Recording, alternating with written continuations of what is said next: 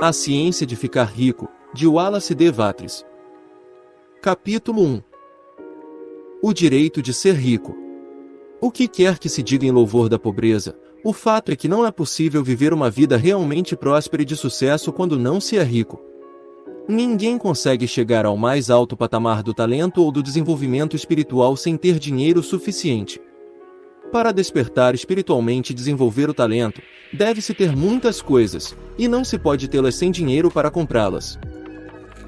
Uma pessoa desenvolve-se mental, espiritual e fisicamente usando coisas materiais, e a sociedade é organizada nesse sentido, para que tenhamos dinheiro e posses. Portanto, a base de toda evolução deve ser a ciência para ficar rico. O objetivo de toda a vida é a evolução, e tudo que vive tem um direito inalienável a toda evolução que é capaz de ter. O direito pessoal à vida é o direito de ter livre e irrestritamente o uso de todas as coisas materiais necessárias a seu total desenvolvimento mental, espiritual e físico, ou seja, o direito de ser rico. Neste livro, eu não falarei de riqueza no modo figurativo, pois ser realmente rico significa não ficar satisfeito ou contentar-se com pouco. Ninguém deve ficar satisfeito com pouco se for capaz de usar e de apreciar mais. A finalidade da natureza é a prosperidade e o desabrochar da vida, e todos devem ter tudo o que pode contribuir para o poder, a elegância, a beleza e a riqueza da vida. Ficar satisfeito com pouco é pecaminoso. A pessoa que possui tudo o que quer para ter a vida que é capaz de viver é rica, e ninguém que não possa ter abundância de dinheiro pode ter tudo o que quer. A vida progrediu e avançou tanto, e tornou-se tão complexa, que mesmo o homem ou a mulher mais simples requerem uma grande quantidade de riqueza, a fim de viver num modo que, ao menos, os aproxime da plenitude. Toda pessoa quer, naturalmente, ser tudo o que é capaz de se tornar. Este desejo realiza possibilidades inatas, é inerente à natureza humana, nós não podemos evitar querer ser tudo o que nós podemos ser. O sucesso na vida está em ser o que você quer ser. Você pode transformar-se no que você quer somente empregando coisas, o que você pode ter livremente quando você se torna rico bastante para comprá-las. Compreender a ciência para ficar rico é consequentemente o mais essencial de todos os conhecimentos. Não há nada de errado em querer ficar rico. O desejo de riqueza é na verdade o desejo por uma vida mais produtiva, mais próspera e mais abundante. E esse desejo é louvável. A pessoa que não deseja viver com mais abundância é anormal, assim como a pessoa que não deseja ter o dinheiro bastante para comprar tudo o que quer também o é. Existem 3 motivos para os quais nós vivemos. Nós vivemos para o corpo, vivemos para a mente e vivemos para a alma. Nenhum deles é melhor ou mais sagrado do que o outro, todos são igualmente desejáveis, e nenhum dos 3, corpo, mente ou alma, pode viver inteiramente se qualquer uma das outras partes for suprimida da vida e da plena expressão. Não é certo ou nobre viver somente para a alma e negar a mente ou o corpo, e é errado também viver para o intelecto e negar o corpo ou a alma. Nós todos estamos familiarizados com as indesejáveis consequências de viver para o corpo e negar a mente e a alma, e nós vemos que viver realmente significa a plena expressão de tudo que uma pessoa pode levar adiante através do corpo, da mente e da alma. Seja o que for que possamos dizer, ninguém pode ser realmente feliz ou satisfazer-se a menos que seu corpo esteja vivendo plenamente em cada uma de suas funções, e o mesmo vale para sua mente e sua alma. Onde quer que exista uma possibilidade suprimida ou uma ação não executada, existe um desejo insatisfeito. O desejo é a capacidade à procura de expressão, e a ação à procura de desempenho. Uma pessoa não pode viver plenamente no corpo sem um bom alimento, roupa confortável e abrigo aconchegante, e sem a liberdade consequente da labuta excessiva. O descanso e o lazer são também necessários à sua vida física. Ninguém pode viver a plenitude mental sem os livros e a hora de estudá-los, sem oportunidade para as viagens e as observações, ou sem companheirismo intelectual. Para viver a plenitude mental, uma pessoa deve ter lazer intelectual e deve cercar-se com todos os objetos da arte e da beleza que é capaz de usar e de apreciar. Para viver plenamente na alma, uma pessoa deve ter o amor, e a expressão plena do amor é negada pela pobreza. A maior felicidade de uma pessoa é encontrada na concessão de benefícios àqueles que ama.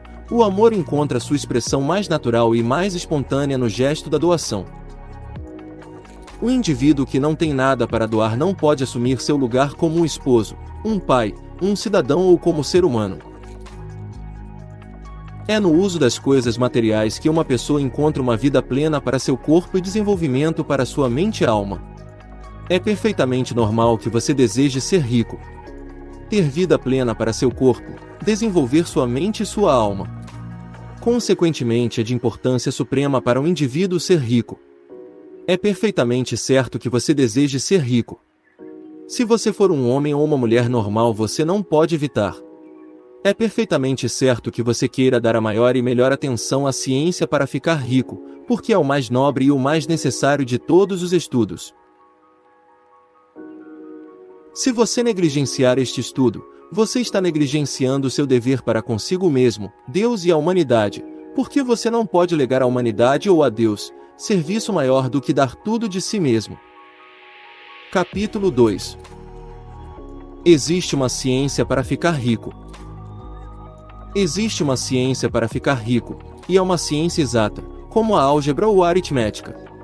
Há certas leis que governam o processo de adquirir riquezas, e uma vez que estas leis são aprendidas e obedecidas por qualquer um, a pessoa começará a enriquecer, com exatidão matemática.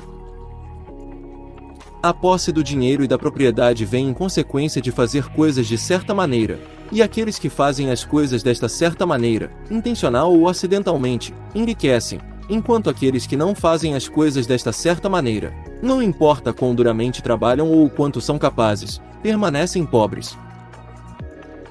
É uma lei natural que a causa, e como tal, produz sempre seus efeitos. Consequentemente, todo homem ou mulher que aprenda a fazer as coisas deste certo modo começará infalivelmente a enriquecer. Prova-se que a afirmação acima é verdadeira pelos seguintes fatos: ficar rico não é devido ao ambiente, porque se fosse assim, todas as pessoas em certa vizinhança se tornariam ricas. Todas as pessoas de uma cidade seriam ricas, enquanto aqueles de outras cidades seriam pobres, ou todos os habitantes de um estado rolariam na riqueza, enquanto aqueles de um estado adjacente estariam na pobreza. Mas em toda parte nós vemos ricos e pobres vivendo lado a lado, no mesmo ambiente, comumente na mesma profissão. Quando duas pessoas estão na mesma localidade e no mesmo negócio, e um começa a enriquecer enquanto o outro permanece pobre, mostra que ficar rico não é devido ao ambiente. Certos ambientes podem ser mais favoráveis do que outros, mas quando duas pessoas estão no mesmo negócio na mesma vizinhança e um começa a ficar rico enquanto o outro fracassa, isso indica que ficar rico é o resultado de fazer coisas de uma certa maneira. E mais, a habilidade de fazer as coisas desta certa maneira não é devida unicamente ao talento, pois muitos têm grande talento e permanecem pobres, enquanto outros de menor talento enriquecem. Estudando as pessoas que ficaram ricas, nós descobrimos que são um grupo comum em todos os sentidos, não tendo nenhum talento ou habilidade excepcional que os outros não tenham. É evidente que não ficaram ricos porque possuem talentos e habilidades que os outros não têm, mas porque aconteceu de eles fazerem as coisas de uma certa maneira. Ficar rico não é o resultado de economia ou avareza. Muitas pessoas na penúria são pobres, enquanto outros esbanjam e ficam ricos. E ficar rico não é devido a fazer as coisas que os outros farão ao fazer, porque duas pessoas no mesmo negócio fazem, quase sempre, exatamente as mesmas coisas, e um enriquece enquanto o outro empobrece até a falência. Por todas estas coisas, nós devemos tirar a conclusão que enriquecer é o resultado de fazer as coisas de um certo modo. Ficar rico, portanto, é o resultado de fazer coisas em uma certa maneira, e como as mesmas causas produzem sempre os mesmos efeitos, todo homem ou mulher que puder fazer as coisas de uma certa maneira pode se tornar rico. Este fenômeno faz parte do domínio das ciências exatas. A dúvida levantada aqui a respeito de que esta certa maneira poderia ser tão difícil que somente algumas pessoas poderiam segui-la. Como nós vimos, isto não é verdade, já que a habilidade é natural e inerente ao ser humano. Tanto as pessoas talentosas quanto aquelas sem talento algum, enriquecem. Pessoas de intelecto brilhante ficam ricas, e pessoas muito bobas ficam ricas, Pessoas fisicamente fortes ficam ricas, e os fracos e doentes ficam ricos. Algum grau de habilidade em pensar e compreender, naturalmente é essencial, mas já que a habilidade natural é inerente, todo homem ou mulher que tiver inteligência suficiente para ler e compreender estas palavras pode certamente ficar rico. Como nós vimos, não é um fator do ambiente. Obviamente, a localização conta, para algumas coisas. Ninguém vai para o coração do Saara e espera montar um negócio bem-sucedido. Ficar rico envolve a necessidade de negociar com pessoas e é preciso fazer isso onde elas estão, caso elas estejam inclinadas a aceitar o seu jeito de negociar, tanto melhor para você. Isso não depende do ambiente. Caso alguém tenha ficado rico na sua cidade, ou se alguém ficou rico no seu estado, você também poderá ficar. Reitero que não é devido escolher um determinado negócio ou profissão. As pessoas podem ficar ricas em qualquer um deles, enquanto vizinhos do mesmo negócio permanecem pobres. É verdade que você fará melhor em um negócio de que você goste e que seja adequado a você. E se você tiver determinadas habilidades bem desenvolvidas, você se dará melhor em um negócio que faça uso desses talentos. Você também estará melhor em um negócio que seja adequado à sua localidade. Seria melhor abrir uma sorveteria num clima quente do que num frio, e vender salmão seria melhor num local onde este peixe fosse difícil de encontrar. Com exceção destas limitações gerais, ficar rico não depende de se engajar em algum negócio particular, mas da sua capacidade de aprender a fazer as coisas de uma certa maneira. Caso você esteja agora num negócio e um outro em sua localidade estiver ficando rico no mesmo negócio, e você não esteja enriquecendo, é simplesmente porque você não está fazendo as coisas de uma certa maneira, e a outra pessoa está fazendo. Ninguém é impedido de enriquecer pela falta de capital.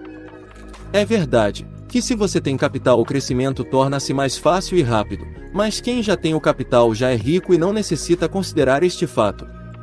Não importa quão pobre você é, se você começar a fazer coisas de uma certa maneira, você começará a enriquecer e começará a ter capital.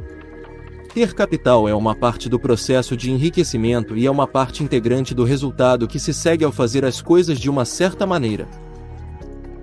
Você pode ser a pessoa mais pobre do continente e estar totalmente endividado. Você pode não ter nem amigos, nem influência, nem recursos, mas se você começar a fazer as coisas desta maneira, você deverá, infalivelmente, enriquecer, porque causas semelhantes devem produzir efeitos semelhantes. Caso você não tenha nenhum capital, você pode ganhar o capital. Estando no negócio errado, você pode entrar no negócio certo. Caso você esteja na posição errada, você pode ir à posição certa. E você pode continuar assim, começando em seu negócio atual e em sua posição atual e fazendo as coisas de uma certa maneira, o que causará sempre o sucesso. Você deve começar a viver em harmonia com as leis que governam o universo. Capítulo 3. A oportunidade pode ser monopolizada? Ninguém permanece pobre porque outras pessoas monopolizaram a riqueza e puseram uma cerca nela. Você pode estar excluído dos negócios em certas áreas, mas existem outras portas abertas para você. Em períodos diferentes, a correnteza de oportunidade segue em sentidos diferentes, de acordo com as necessidades coletivas e de um determinado estágio de desenvolvimento alcançado pela sociedade. Existe uma abundância de oportunidades para a pessoa que seguir a correnteza, em vez de tentar nadar contra ela. Sendo assim, os trabalhadores como indivíduos ou como uma classe, não são privados da oportunidade. Os trabalhadores não estão sendo subjugados por seus patrões, não estão sendo esmagados pelas grandes companhias. Como uma classe, estão onde estão porque não fazem as coisas de uma certa maneira.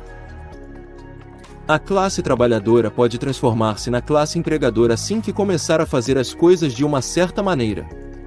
A lei da riqueza vale tanto para eles como para todos os outros. É isto que eles devem aprender, caso contrário, permanecerão onde estão e continuarão a fazer o que fazem. Entretanto, o trabalhador individual não é mantido por baixo pela ignorância destas leis por sua classe. Ele pode seguir a correnteza da oportunidade de enriquecimento, e este livro lhe dirá como.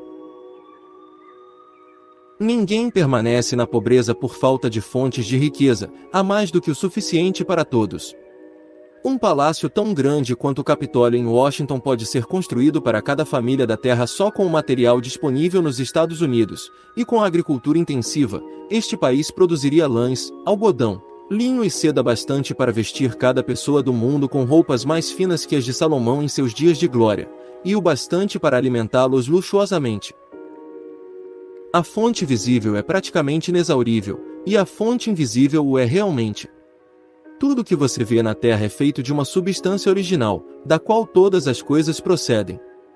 Novas formas vão sendo feitas constantemente, e as mais antigas vão se dissolvendo, mas todas são formas assumidas por uma única matéria.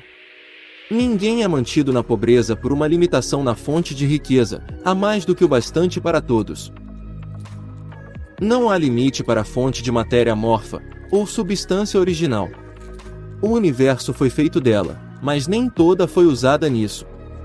Os espaços dentro, através e entre as formas do universo visível são permeados e preenchidos com a substância original, com a matéria amorfa, com a matéria primordial de todas as coisas. Pode ainda ser feito 10.000 vezes o que já foi feito, e ainda assim não se esgotará a fonte de matéria primordial do universo. Ninguém é, portanto, pobre porque a natureza é pobre ou porque não há o bastante a circundá-lo. A natureza é um celeiro inexaurível de riquezas, o suprimento nunca seca. A substância original está viva com energia criativa, e está produzindo constantemente mais formas. Quando a fonte da matéria-prima esgota-se, mais é produzido. Quando o solo se esgota de modo que a matéria para o alimento e a roupa não possam mais crescer nele, ele será renovado e mais solo surgirá. Quando todo o ouro e prata forem retirados da terra, estando a humanidade em um estágio de desenvolvimento social que necessite de ouro e prata, mais será produzido pela matéria amorfa. A matéria amorfa responde às necessidades da humanidade, não deixará o mundo ficar sem os melhores suprimentos. Isto é válido para toda a espécie humana. A humanidade coletivamente é sempre abundantemente rica, e se alguns indivíduos são pobres é porque não seguem uma certa maneira de fazer as coisas, o que os tornaria indivíduos ricos. A matéria amorfa é inteligente, é matéria pensante. Está viva e é impelida sempre para mais vida. O impulso natural e inerente à vida é procurar viver mais. É natural da inteligência ampliar-se, e da consciência procurar estender seus limites e encontrar uma expressão plena. O universo foi feito pela substância viva amorfa que toma forma a fim de se auto-expressar mais plenamente. O universo é uma grande presença viva, sempre se movendo inerentemente em direção a mais vida e seu pleno funcionamento. A natureza se transforma para a plenitude da vida, e é essa força motriz que impere a prosperidade da vida. Por causa disto, tudo que possa incrementar a vida é fornecido fartamente. Não pode haver nenhuma carência, ou Deus estaria contradizendo e anulando seus próprios trabalhos. Você não é pobre por carência de fonte de riquezas.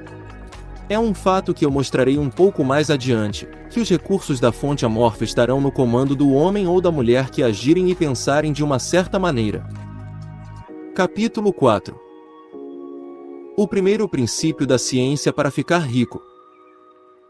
O pensamento é a única força que pode produzir riquezas tangíveis, originárias da substância amorfa. A matéria de que todas as coisas são feitas é uma substância que pensa, e pensando nas formas esta substância as produz. A substância original move-se de acordo com seus pensamentos, cada uma das formas que se processa na natureza é a expressão visível de um pensamento da substância original. Quando a matéria amorfa pensa em uma forma, ela se cria. Quando pensa em uma ação, ela se faz. Foi deste modo que todas as coisas foram criadas. Nós vivemos em um mundo de pensamento, que é parte de um universo de pensamento.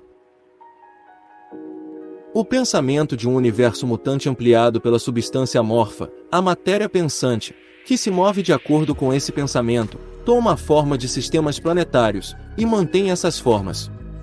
A substância pensante toma as formas de seu pensamento, e move-se de acordo com o pensamento. Tendo a ideia de um sistema circular de sóis e mundos, toma as formas destes corpos, e muda enquanto pensa. pensando na forma de uma árvore de crescimento lento, como o carvalho, muda de acordo, e produz a árvore, embora possa levar séculos para fazer o trabalho. Ao criar, a substância amorfa parece mudar de acordo com os parâmetros de mutação que estabelece. Ou seja, pensar em um carvalho não causa a formação instantânea de uma árvore completa, mas põe as forças que produzirão a árvore em movimento, seguindo os critérios naturais estabelecidos para o seu crescimento. Cada forma pensada dentro da substância pensante causa a criação da forma, mas sempre, ou ao menos frequentemente, ao longo dos parâmetros do crescimento e da ação naturais pré-estabelecidos. O pensamento de construir uma casa, sendo impresso na substância amorfa, não pode causar a formação instantânea da casa, mas causaria o movimento de energias criativas que já trabalham no comércio, que seriam canalizadas a esse respeito, e resultariam na rápida edificação da casa. E se não houvesse nenhum canal através do qual a energia criativa pudesse trabalhar, seria dada forma à casa, diretamente da substância primordial, sem esperar os lentos processos do mundo orgânico e inorgânico. Nenhum pensamento de forma pode ser impresso na substância original sem causar a criação dessa forma. Uma pessoa é um centro pensante, e pode originar pensamentos. Todas as formas que uma pessoa faz com suas mãos devem antes existir em seu pensamento. Não se pode dar forma a uma coisa até que se pense nessa coisa. Foi sempre assim. A humanidade concentrou totalmente seus esforços no trabalho de suas mãos, aplicando o trabalho manual ao mundo das formas, e procurando mudar ou modificar aquelas já existentes. A humanidade nunca imaginou que poderia tentar causar a criação de formas novas imprimindo o pensamento na substância amorfa. Quando uma pessoa tem um pensamento criativo, recolhe matéria das formas da natureza e faz uma imagem da forma que está em sua mente. As pessoas, no entanto, fazem pouco ou nenhum esforço para cooperar com a inteligência amorfa, para trabalhar com o Pai. Os indivíduos nem sonham que podem fazer o que veem o Pai fazer. O indivíduo molda e modifica formas existentes pelo trabalho manual, e não se atém à pergunta de que se poderiam produzir coisas da substância amorfa, comunicando seus pensamentos a ela. Nós propomos provar que se pode fazer isso, provar que qualquer homem ou mulher pode fazer isso, e mostrar como. Em nossa primeira etapa, apresentamos 3 proposições fundamentais. Primeiro, nós afirmamos que existe matéria ou substância amorfa original, da qual todas as coisas são feitas. Todos os elementos visíveis são representações diferentes de um mesmo elemento. Todas as formas encontradas na natureza orgânica e inorgânica são formas diferentes, feitas da mesma matéria. E esta matéria pensa na matéria, um pensamento impresso. Nela produz a forma deste pensamento. Na substância pensante, pensamento produz forma. O ser humano é um centro pensante, capaz para o pensamento criativo. Uma pessoa podendo comunicar seu pensamento à substância original, pode causar a criação, ou a formação, da coisa em que está pensando. Resumindo, existe uma substância pensante, da qual todas as coisas são feitas e que, em seu estado original, permeia, penetra e preenche os interespaços do universo. Um pensamento nesta substância produz a coisa que é imaginada pelo pensamento. Uma pessoa pode dar forma às coisas com seu pensamento, e imprimindo este pensamento na substância amorfa pode criar a coisa que pensou. Pode-se pedir que eu prove estas afirmações, e sem entrar em detalhes, respondo que eu posso fazer isso, pela lógica e pela experiência. Racionalizando sobre os fenômenos da forma e do pensamento, eu cheguei a uma substância original pensante, e raciocinando a partir desta substância pensante, cheguei ao poder das pessoas de causar a formação das coisas que pensa. E pela experiência, eu encontrei o raciocínio verdadeiro. Esta é minha prova mais forte. No caso de uma pessoa que lê este livro enriquecer fazendo o que ele lhe diz para fazer, está uma evidência que sustenta minha afirmação, mas se cada uma das pessoas, que faz o que este livro diz para fazer, enriquecer, é uma prova positiva. Até que alguém passe pelo processo e falhe. A teoria é verdadeira até que o processo falhe, e este processo não falhará. Todos que fizerem exatamente o que este livro lhes diz para fazer, ficarão ricos. Eu disse que as pessoas enriquecem fazendo as coisas de uma certa maneira, e a fim de fazer isso, as pessoas devem se tornar capazes de pensar de certa maneira. O modo de uma pessoa fazer as coisas é o resultado direto da maneira como ela pensa sobre as coisas. Para fazer as coisas do modo que você as quer fazer, você terá que adquirir a habilidade de pensar do modo que você quer pensar. Esta é a primeira etapa para enriquecer. E para pensar o que você quer pensar, você deve pensar a verdade, indiferente às aparências. Cada indivíduo tem o poder natural e inerente de pensar o que quiser pensar, mas isso requer muito mais esforço do que ter pensamentos que são sugeridos pelas aparências. Pensar de acordo com as aparências é fácil. Pensar de verdade, não obstante as aparências, é laborioso e requer maior emprego de energia que qualquer outro trabalho que formos chamados a executar. Não existe trabalho do qual a maioria das pessoas mais fuja como o de manter continuamente um pensamento. É o mais duro trabalho do mundo. Isto é especialmente correto quando a verdade é contrária às aparências. Cada aparência no mundo visível tende a produzir uma forma correspondente na mente de quem a observa, e isto só pode ser evitado mantendo o pensamento na verdade. Ver as aparências da pobreza produzirá formas correspondentes em sua própria mente, a menos que você se prenda à verdade de que não existe pobreza, há somente abundância. Pensar na saúde quando cercado pelas aparências da doença ou pensar na riqueza quando em meio às aparências da pobreza requer poder, mas quem quer que adquira este poder torna-se uma mente mestra. Esta pessoa pode vencer o destino e pode ter o que quiser. Este poder só pode ser adquirido com a apreensão do fato básico que está por trás de todas as aparências, e esse fato é que há uma substância pensante da qual todas as coisas são feitas. Então nós devemos manter a verdade de que cada pensamento dentro desta substância se torna uma forma, e que uma pessoa pode, assim que imprima seus pensamentos nela, fazer com que tome uma forma e se transforme em coisas visíveis. Quando nós nos convencemos disto, perdemos todo o medo e a dúvida, porque nós vamos saber que poderemos criar o que nós queremos criar, nós poderemos ter o que queremos ter, e poderemos nos tornar o que nós queremos ser. O primeiro passo para ficar rico é que você deve acreditar nas 3 indicações fundamentais dadas previamente neste capítulo, e a fim de enfatizá-las, eu as repetirei. Existe uma matéria pensante da qual todas as coisas são feitas, e que, em seu estado original, permeia, penetra e preenche os interespaços do universo. Um pensamento impresso nesta substância produz a coisa que é imaginada pelo pensamento. Uma pessoa pode dar forma às coisas em seu pensamento, e imprimindo este pensamento nesta substância amorfa, pode causar a criação do que pensa. Você deve colocar de lado todos os outros conceitos universais, e deve insistir neste, até que esteja fixado em sua mente e se transforme em seu pensamento habitual. Leia estas indicações outra vez, leia repetidamente. Fixe cada palavra em sua mente e medite nelas até que você acredite firmemente no que dizem. Surgindo uma incerteza, deixe-a de lado. Não escute argumentos contra esta ideia. Não vá a igrejas ou locais onde conceitos contrários sejam ensinados ou cultuados.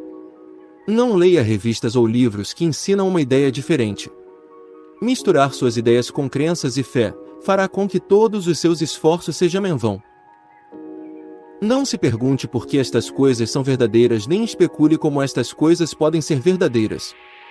Simplesmente aceite-as como verdade. A ciência para ficar rico está na absoluta aceitação disto. Capítulo 5. Progredindo na vida. Você deve se livrar até do último vestígio da velha ideia de que há uma divindade cujo desejo é que você permaneça pobre ou cujos propósitos só podem ser realizados mantendo a pobreza. A substância inteligente que aí está em tudo, que vive em tudo e vive em você, é uma substância viva consciente. Sendo uma substância que vive conscientemente, deve ter a natureza e o desejo inerentes de cada inteligência viva de progredir na vida. Cada coisa viva deve continuamente procurar a ampliação de sua vida, porque a vida, no mero ato de viver, deve multiplicar-se. Uma semente, deixada cair na terra, ativa-se, e no ato da vida produz centenas de sementes mais, A vida, pela vida, está sempre se multiplicando. Ela tem de fazer isso para continuar a ser vida. A inteligência está sob esta mesma necessidade de progresso contínuo. Para cada pensamento que temos, faz-se necessário pensar um outro. A consciência está se expandindo continuamente. Cada fato que aprendemos nos leva à aprendizagem de um outro fato. O conhecimento aumenta continuamente. Cada talento que nós cultivamos traz à mente o desejo de cultivar um outro talento. Nós estamos sujeitos aos impulsos da vida, em busca de expressão, que nos leva sempre para o saber mais, o fazer mais, o ser mais. A fim de saber, fazer e ser mais, devemos ter mais. Nós devemos ter as coisas porque nós só aprendemos, fazemos e nos tornamos, usando as coisas. Nós devemos enriquecer para que possamos viver mais. O desejo de riqueza é simplesmente a capacidade de uma vida buscar realizar-se plenamente. Cada desejo é o esforço de uma possibilidade de tornar-se ação. É a ação procurando manifestar-se que causa o desejo. Isso que faz você querer mais dinheiro é a mesma coisa que faz a planta crescer, é a vida procurando a expressão plena. A substância viva está sujeita a esta lei, inerente a toda a vida, permeada com o desejo de viver mais, e é por isso que tem a necessidade de criar coisas. A substância deseja viver mais, através de e em você. Consequentemente, ela quer que você tenha todas as coisas que puder usar. É o desejo de Deus que você fique rico. Ele assim o quer porque poderá se expressar mais e melhor através de você, se você tiver abundância nas coisas, e meios para lhe dar esta expressão. Ele poderá viver mais em você se você tiver domínio ilimitado dos meios de vida. O universo deseja lhe dar tudo o que você quer ter. A natureza é amigável a seus planos. Tudo flui naturalmente para você. Coloque em sua mente que isto é verdade. É essencial, entretanto, que seu propósito harmonize-se com o propósito que há em tudo. Você deve querer a vida real, não um mero prazer ou a satisfação dos sentidos. A vida é o desempenho de ações, e o indivíduo só vive realmente quando executa cada ação, física, mental e espiritual de que é capaz, sem excessos. Você não quer ficar rico para viver sordidamente, para satisfazer os instintos animais. Isto não é vida. Mas o desempenho de cada função física é uma parte da vida. Ninguém pode viver plenamente negando os impulsos do corpo, um impulso normal e saudável. E você não quer ficar rico unicamente para apreciar prazeres intelectuais, adquirir conhecimento ou cultivar a ambição e ofuscar a outros ao se tornar mais famoso. Todas estas coisas são uma parte integrante da vida, mas a pessoa que vive somente para os prazeres do intelecto terá uma vida parcial, e ficará insatisfeita com sua sorte. Você não quer ficar rico unicamente para o bem dos outros, sacrificar-se para a salvação da humanidade, para experimentar as alegrias da filantropia e do sacrifício. As alegrias da alma são somente uma parte da vida, e não são melhores ou mais nobres do que qualquer outra de suas partes. Você quer ficar rico a fim de que possa comer, beber, alegrar-se quando for hora de fazer estas coisas, a fim de que você possa se cercar de coisas bonitas, possa ver terras distantes, suprir sua mente, e desenvolver seu intelecto, a fim de que você possa amar o outro e fazer coisas boas, e possa fazer sua parte ajudando o mundo a encontrar a verdade. Mas lembre-se que o altruísmo extremo não é melhor e mais nobre do que o egoísmo extremo, ambos são erros. Livre-se da ideia que Deus quer que você se sacrifique pelos outros e se gratifique com isso. Deus não requer nada desse tipo. O que Deus quer é que você dê o melhor de si, por você mesmo, e pelos outros. E você pode ajudar mais os outros fazendo isso do que de outro modo. Você só poderá dar tudo de si ficando rico, portanto é certo e louvável que você deva priorizar seu pensamento no trabalho de adquirir esta riqueza. Lembre-se, entretanto, que o desejo da substância é para todos, e suas ações devem ser para melhorar a vida de todos. Não se pode trabalhar para piorar a vida de alguns, porque a vida está igualmente em tudo, buscando riqueza e mais vida. A substância inteligente fará coisas para você, mas não tirará nada de ninguém para lhe dar. Você deve começar livrando o pensamento da competição. Você deve criar, para não competir com o que já foi criado. Você não deve tirar nada de ninguém. Você não deve fazer negociações acirradas. Você não deve enganar nem tirar vantagem. Você não deve deixar alguém trabalhar para você por menos do que já ganha. Você não deve cobiçar ou desejar a propriedade do outro. Ninguém tem nada que você não possa ter, sem ter que tomar dele. Você deve transformar-se num criador, não um competidor. Você terá tudo o que quer, mas de tal modo que quando você o tiver, outras pessoas com quem você se relacione também terão mais do que tem agora. Estou ciente de que existem aqueles que começam uma vasta fortuna em oposição direta às indicações do parágrafo acima, e posso dar uma explicação aqui.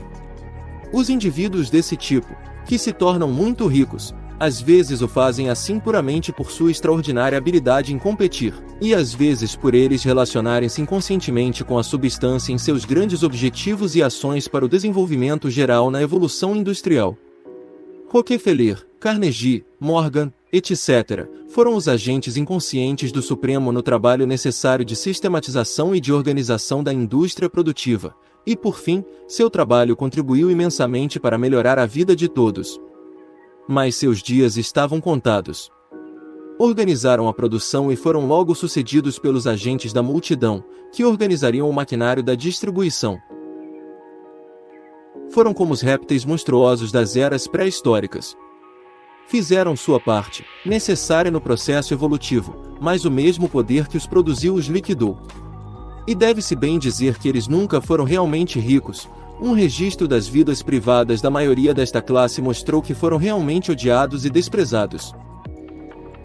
Riquezas baseadas no plano da competição nunca são satisfatórias e permanentes. São suas hoje e amanhã serão de outros. Lembre-se que se você vai se tornar rico de um modo científico e de uma certa maneira, você deve progredir inteiramente despido do pensamento competitivo. Você nunca deve pensar, por um momento sequer, que a fonte de suprimentos é limitada. Logo que você comece a pensar assim, todo o dinheiro estará em risco de passar ao controle de outros, e você terá de valer-se de seus direitos nas cortes de justiça para proteger seus ativos. No momento que você deixa sua mente cair para a competição, seu poder de criação cessa por um tempo. E o que é pior, você provavelmente bloqueará as ações criativas que você no começo havia iniciado. Saiba que há incontáveis milhões de dólares em ouro nas montanhas da Terra, ainda não trazidos à luz. E saiba que, se não houvesse, mais estaria sendo criado pela substância inteligente, para suprir suas necessidades. Saiba que o dinheiro que você necessita virá, mesmo que seja necessário que 1000 homens sejam levados à descoberta de novas minas de ouro amanhã. Nunca olhe a fonte visível. Olhe sempre as riquezas ilimitadas da substância amorfa, e saiba que virão tão rapidamente para você, quanto você as pode receber e usar. No que concerne à fonte visível, ninguém pode impedir que você tenha o que é seu. Portanto, nunca se permita pensar, nem por um instante, que os melhores locais de construção serão ocupados antes que você esteja pronto para construir sua casa, a menos que você queira se apressar. Nunca se preocupe com cartéis e associações, com medo que conquistem a terra inteira. Nunca tenha receio de que você perderá o que tem para outros. Isso provavelmente não acontecerá. Você não está procurando qualquer coisa que pertence a outra pessoa, você está causando a criação do que você quer pela substância amorfa, e a fonte é ilimitada. Concentre-se nesta afirmação. Existe uma matéria pela qual todas as coisas são feitas, e que, em seu estado original, permeia, penetra e preenche os interespaços do universo. Um pensamento nesta substância produz a coisa que é imaginada no pensamento. Uma pessoa pode dar forma às coisas sem seu pensamento, e imprimindo este pensamento na substância amorfa, pode causar a criação do que pensa.